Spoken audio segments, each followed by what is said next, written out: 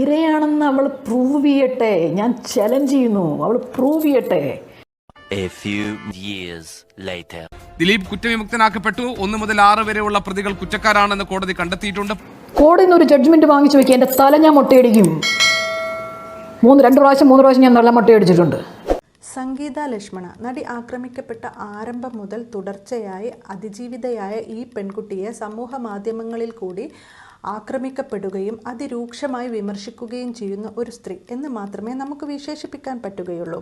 ഈ സ്ത്രീ പറയുന്നത്, അതിജീവിതയായ ഈ പെൺകുട്ടി പറയുന്നതെല്ലാം പച്ചക്കള്ളമാണെന്നും റേപ്പ് അങ്ങനെയൊന്നും നടന്നിട്ടില്ലെന്നും അതിഗൂഢമായ ഒരു ലക്ഷ്യത്തിൻ്റെ ഭാഗമായിട്ട് കളിക്കുന്ന കളിയാണെന്നും അല്ലെങ്കിൽ കളിപ്പിക്കുന്ന കളിയാണെന്ന തരത്തിലാണ് വളരെ പുച്ഛമായി ഈ സ്ത്രീ പറഞ്ഞു വെക്കുന്നത്. അവൾ റേപ്പ് വിക്ടിമാണ് എന്ന് പോലും കോടതിയുടെ മുന്നിൽ അവർക്ക് തെളിയിക്കാൻ പറ്റില്ല എന്ന് മാത്രമല്ല, prosecution will have miserably fail എന്നാണ് ഞാൻ കരുതുന്നത്. ഇപ്പം മാനിപ്പുലേറ്റ് ചെയ്ത് ഐ ഡോണ്ട് ബിലീവ് ഞാനത് ഇതിന് മുന്നേ ഒരു ഇൻ്റർവ്യൂവിൽ ഞാൻ പറഞ്ഞിട്ടുണ്ട്. ആ കുട്ടി പറയുന്നത് മുഴുവൻ സത്യമല്ല, സത്യമായിട്ടുള്ളത് മുഴുവൻ കുട്ടി പറഞ്ഞിട്ടില്ല. അതിജീവിതയെക്കുറിച്ച് മുൻ വൈരാഗ്യം വെച്ചിട്ടെന്ന പോലെ സംസാരിച്ച്, അതായത് അത്രയും രൂക്ഷമായി ഇവരെക്കുറിച്ച് സംസാരിക്കുമ്പോൾ, ആക്രമണത്തെക്കുറിച്ച് സംസാരിക്കുമ്പോൾ, കോടതി വിധിയെക്കുറിച്ച് സംസാരിക്കുമ്പോഴൊക്കെ ഇവർ അതിരൂക്ഷമായാണ്. അതല്ലെങ്കിൽ ഒരു മുൻവൈരാഗ്യം വെച്ചിട്ട് ഒരു സ്ത്രീയെ ആക്രമിക്കുന്നത് പോലെയാണ് നമുക്കൊക്കെ തോന്നിയത്. അങ്ങനെയുള്ള ഒരു സ്ത്രീ ഇപ്പോൾ ഇതാ ഒരു കുറ്റസമ്മതം നടത്തിയിരിക്കുന്നു. തൻ്റെ യൂട്യൂബ് ചാനലിൽ കൂടി കമ്മ്യൂണിറ്റി പോസ്റ്റായിട്ടാണ് അവർ ആ കുറിപ്പ് തയ്യാറാക്കിയത്. ഈ കുറിപ്പിൽ നിന്ന് നമുക്ക് വ്യക്തമാകുന്നത് ഒരു മാപ്പ് പറച്ചിലാണ്, ഒരു ക്ഷമാപണമാണ്. അതിജീവിതയോട് ചെയ്തതെല്ലാം തെറ്റായിരുന്നു എന്ന് ഇവർക്ക് ബോധ്യം വന്നിരിക്കുന്നു എന്നതാണ് ഈ കുറിപ്പ് നമുക്ക് മനസ്സിലാക്കി തരുന്നത്. ഇവർ പറയുന്നത് ഇങ്ങനെയാണ്: ഈ മഹാനടി, അതായത് ഇവരുടെ പേര് പറയുന്നുണ്ട്, അതിജീവിതയുടെ പേര് പറയുന്നുണ്ട്, പക്ഷെ നമ്മളിത് പറയുന്നില്ല. അങ്ങനെയാണല്ലോ അതിൻ്റെ ഒരു വശം. പക്ഷേ ഒരു വക്കീലായ, ഒരു അഡ്വക്കറ്റായ ഇവർ ഈ പേര് ഉച്ചരിക്കുന്നത് അതിനുള്ള അവകാശവും അധികാരവും അതിജീവിതം നൽകി എന്നുള്ള തരത്തിലാണ്. എന്നിരുന്നാലും നമ്മളത് ഉപയോഗിക്കുന്നില്ല. കേസിൽ വിചാരണ കോടതി വിധി പ്രസ്താവിച്ച ദിവസം 1-6 വരെയുള്ള പ്രതികൾ കുറ്റക്കാരാണ് എന്ന് കോടതി കണ്ടെത്തി എന്നറിഞ്ഞപ്പോൾ ഞാൻ വല്ലാതെ ഡിസ്റ്റർബ് ആയി എന്നതാണ് സത്യം. ഡിസ്റ്റർബ് ആവാതിരിക്കില്ല, കാരണം ഒരിക്കലും ഈ നടിക്ക് നീതി കിട്ടില്ല. കാരണം അങ്ങനെ ഒരു റേപ്പ് നടന്നിട്ടില്ല. ഇവർ കണ്ടതുപോലെ, ഇവർ അറിഞ്ഞതുപോലെ ഇവർ പറയുന്നത് അങ്ങനെ നടക്കില്ല. അപ്പം അങ്ങനെ വിചാരിക്കുന്നവർ പെട്ടെന്ന് ഇങ്ങനെ ഒരു വിധി ഉണ്ടാവും നേരം 6 പേര് അതിൽ ശിക്ഷിക്കപ്പെട്ടു, റേപ്പ് നടന്നിട്ടുണ്ട് എന്ന് കോടതി വിധിച്ചു. അപ്പം നമ്മൾ ഡിസ്റ്റർബായി പോവുമല്ലോ, അതാണ്. ഓക്കെ, ബാക്കിയുള്ള പ്രതികളെ വെറുതെ വിട്ടത് എന്നിൽ ചലനമൊന്നും ഉണ്ടാക്കിയില്ല.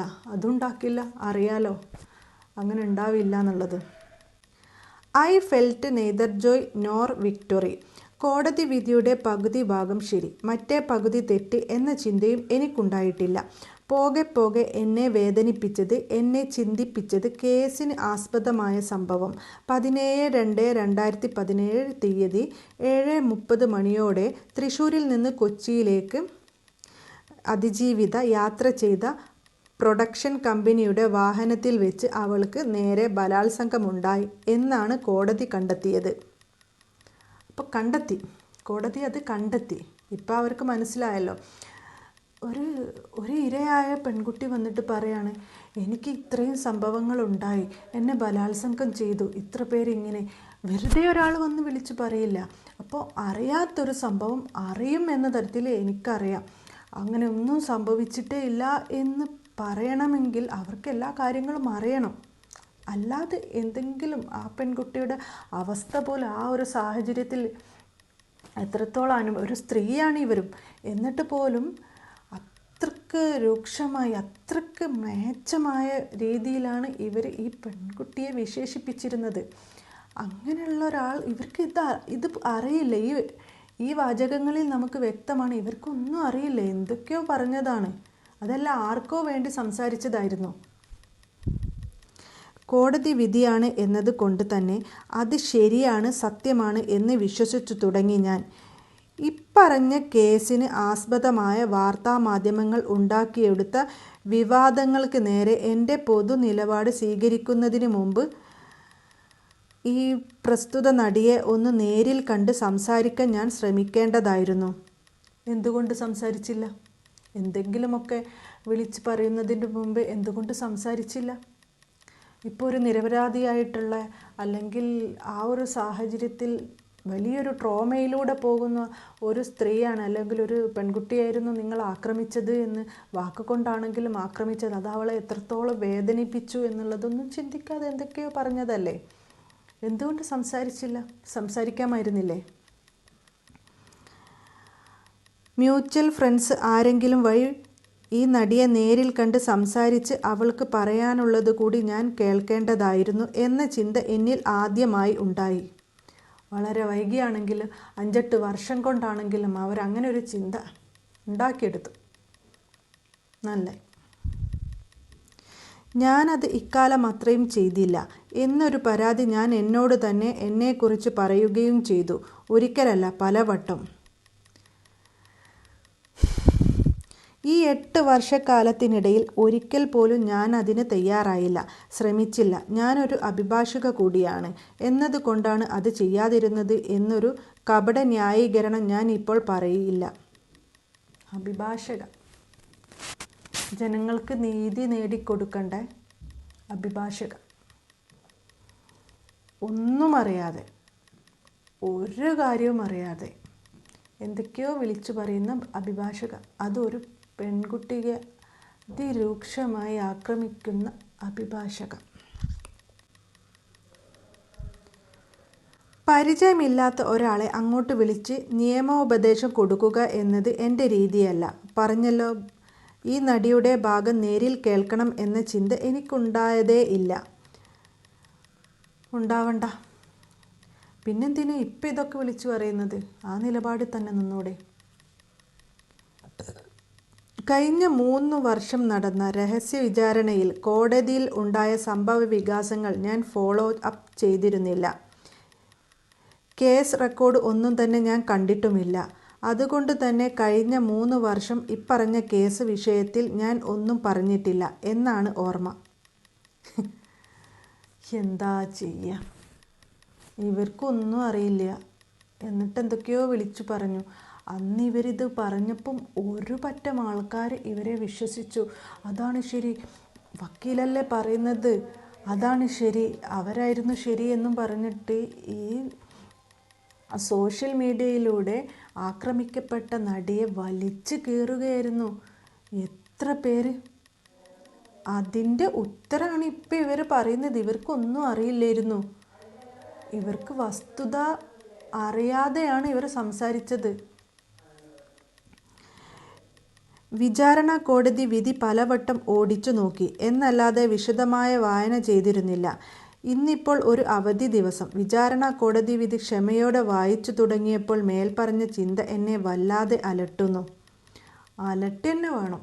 കാരണം അത്രക്ക് നീചത്തരാണ് ചെയ്തത്. ഒരു സ്ത്രീയോട് ചെയ്യാൻ പറ്റാത്ത നീചമായിട്ടുള്ള വാക്കുകൾ.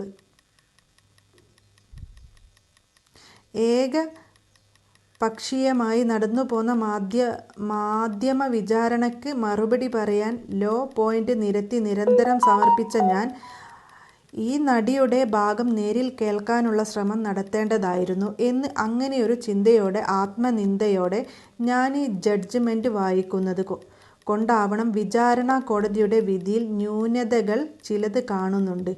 ജഡ്ജ്മെൻറ്റ് വായിക്കട്ടെ, ആവശ്യമെങ്കിൽ അഭിപ്രായങ്ങളും വിമർശനങ്ങളും വയ്യേ. ഒന്നും പറയാതിരിക്കുന്നതാണ് നല്ലത്. ഒന്നും പറയണ്ട. ഇപ്പം ഭൂരിഭാഗം ആൾക്കാർക്കും അറിയാം ഇതിൻ്റെ പിന്നിൽ എന്തൊക്കെയാണ്, ആരൊക്കെയാണ് കളിച്ചത് എന്നുള്ളത്. ചിലപ്പോൾ ഈ രണ്ട് പക്ഷവും മലയാള സിനിമയിലെ പ്രമുഖരായതുകൊണ്ടായിരിക്കും. ഒരു പക്ഷത്ത് ഒരു മുൻനിര നടൻ, ഒരു വശത്ത് മുൻനിര നടി. അതുകൊണ്ട് 2 പക്ഷങ്ങളായി. അപ്പം വിവരവും വിദ്യാഭ്യാസവുമുള്ള, അതും ഒരു വക്കീലായിട്ടുള്ളവർ തന്നെ കൂറുമാറുക. ഇപ്പം നമ്മൾ കേട്ടു, ജഡ്ജി ഈ മുൻനിര നടൻ വരുമ്പോൾ എഴുന്നേറ്റ് നിന്നു എന്നൊക്കെ പറയുമ്പോൾ നമുക്ക് തന്നെ ലജ്ജ തോന്നുന്നു. നമ്മളെ നാടിൻ്റെ പോക്ക് എങ്ങോട്ടാണ്? ഇപ്പം നിങ്ങൾ തന്നെ, ഈ സംഗീത ലക്ഷ്മണൻ തന്നെ പറഞ്ഞു, ഇതിൻ്റെ മുമ്പ് പിഞ്ചു കുഞ്ഞുങ്ങളടക്കം റേപ്പ് ചെയ്യപ്പെടുന്നു. എന്തുകൊണ്ട് റേപ്പ് ചെയ്യപ്പെടുന്നു? എന്തുകൊണ്ട് ബലാത്സംഗം ചെയ്യപ്പെടുന്നു? ഇത് ആരെ തെറ്റാണ്? നമ്മുടെ തെറ്റോ? അല്ലെ സമൂഹത്തിൻ്റെ തെറ്റോ? അല്ലെങ്കിൽ അവരെ വസ്ത്രധാരണൻ്റെ തെറ്റോ? പിഞ്ചു കുഞ്ഞുങ്ങൾ എന്ത് തെറ്റ് ചെയ്തിട്ടാ? അല്ലെങ്കിൽ ഒരാളെ നിലപാടിൻ്റെ തെറ്റോ? ചിന്തൻ്റെ തെറ്റോ? ഇതൊന്നുമല്ല, നമ്മളെ സിസ്റ്റത്തിൻ്റെ കുഴപ്പം കൊണ്ടാണ്. അതാണ് നമ്മൾ ആദ്യം മനസ്സിലാക്കേണ്ടത്. എന്നിട്ട് സംഭവങ്ങളൊക്കെ കഴിഞ്ഞ് പിന്നീട് മനസ്സിലാക്കിയിട്ട് കുറ്റസമ്മതം നടക്കുന്നത് ശരിയൊക്കെ തന്നെയാണ്. പക്ഷേ അത് അത്രത്തോളം ഒന്നും അറിയാതെ ഒരു സ്ത്രീയെക്കുറിച്ച് അത്രയും ക്രൂരമായി വിമർശിക്കുക, എന്നിട്ട് അവരോട് മാപ്പ് ചോദിക്കുക എന്ന് പറഞ്ഞാൽ നമ്മളൊരു പേപ്പർ അങ്ങ് കീറിക്കളഞ്ഞു, എന്നിട്ട് സോറി എന്ന് പറഞ്ഞാൽ ഈ കീറിയ ഭാഗങ്ങൾ ഒട്ടിക്കിട്ടുമോ? ലെവലാകുമോ? ഇനി അത് നമ്മൾ സൂപ്പർ ഗ്ലൂ കൊണ്ട് ഒന്ന് ഒട്ടിച്ചാൽ തന്നെ അതവിടെ അതിൻ്റെ ഒരു മുഴച്ചിരിക്കുന്നത് പോലെ ഉണ്ട്. ഏച്ചു കെട്ടിയാൽ മുഴച്ചിരിക്കുന്ന അറിയില്ലേ? അതേപോലുള്ള ഒരു ഇതുണ്ടാവും. എന്നും എല്ലാവരുടെയും മനസ്സിൽ, അതായത് ഈ നടിയെ ഇഷ്ടപ്പെടുന്ന ഈ കാര്യങ്ങളൊക്കെ വിശ്വസിക്കുന്ന ആൾക്കാരുടെ മനസ്സിൽ ഇതെന്നും ഉണ്ടാവും. പ്രത്യേകിച്ച് ഇവൾക്ക് പ്രിയപ്പെട്ടവരായിട്ടുള്ളതും ഇവരെ ഈ നടി മാത്രമല്ല, നടിയുടെ മാതാപിതാക്കളും ഇവർക്കൊക്കെ എന്നും ഉണ്ടാവും. കാരണം അത്രയും അനുഭവിച്ചിട്ടും അത്രയേറെ അപമാനം സഹിച്ചിട്ടും എന്നിട്ടും നമ്മളെ തന്നെ കുറ്റപ്പെടുത്തുന്നൊരവസ്ഥ, അത് ഒരു സ്ത്രീക്കും സഹിക്കാൻ പറ്റുന്നതല്ല. ഈ ഒരു അപമാനം ഒരു സ്ത്രീക്കും സഹിക്കാൻ പറ്റുന്നതല്ല. അതെങ്കിലും ദയവ് ചെയ്ത് ഇത്തരം വിഷയങ്ങളിൽ അറിയാതെ സംസാരിക്കുന്നവരോടാണ് പറയുന്നത്. ഇങ്ങനൊരു വിഷയം വരുമ്പോൾ നമുക്ക് എന്തും പറയാമെന്നുള്ളൊരു ഭാവം ഉണ്ടാവരുത്. നമ്മൾ പറയുന്നത് ആരെയാണ്, അത് അവർക്ക് വേദനിക്കുന്നുണ്ടോ, അതിലെന്തെങ്കിലും സത്യമുണ്ടോ എന്നും കൂടി അന്വേഷിച്ചിട്ട്, അല്ലെങ്കിൽ ഇവരുമായിട്ട് സംസാരിച്ചിട്ട് പറയുന്നതാണ് നല്ലത്. അല്ലെങ്കിൽ അത് അല്ലെങ്കിൽ വേദനിപ്പിക്കുന്നത്, ആ ഒരു വാക്കുകൊണ്ട് വേദനിപ്പിക്കുന്നതും ഒരുപാട് പേരുണ്ടാവും അവരുമായിട്ട് ബന്ധപ്പെട്ട്. നമുക്കും നാളെ ഇങ്ങനെയൊരു വിധി ഇങ്ങനെയൊക്കെ സംഭവിക്കാം എന്നുള്ളത്, അതല്ലെങ്കിൽ ഇങ്ങനെയൊക്കെ സംഭവിക്കുന്നവരെ ഈ സമൂഹത്തിൽ നിന്ന് കൈപിടിച്ചുയർത്തേണ്ടവരാണ് നമ്മളൊക്കെ തന്നെ. നമുക്ക് ഓരോരുത്തർക്കും അതിനുള്ള ഉത്തരവാദിത്തമുണ്ട്. അതേപോലെ ഈ വക്കീലി എന്ന് പറയുന്ന ഈ ഒരു നമ്മളെ വിഷമങ്ങളൊക്കെ വന്ന് പറയാനും അതിന് ഒരു സൊല്യൂഷൻ കണ്ടെത്താനും പ്രാപ്തരായവരാണ് എന്ന് മാത്രമാണ് എനിക്ക് പറയാനുള്ളത്.